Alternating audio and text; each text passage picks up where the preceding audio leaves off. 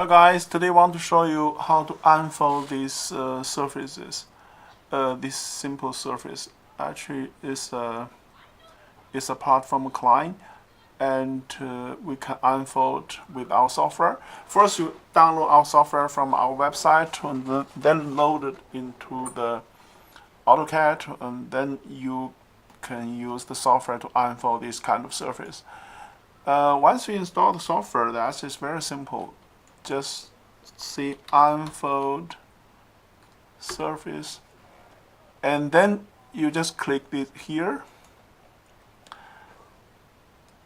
and after that you can unfold the marking line, actually unfold any curve on the surface with the surface together, so you get then the curve unfolded with the surface, but you don't have the curve here, and you just hit return, and then you will get the result here. So yeah, that's actually the result. It's very simple. And you see from the top here, no, just a moment here,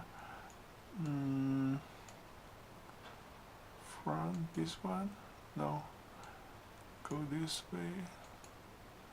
Yeah, so here's the result here.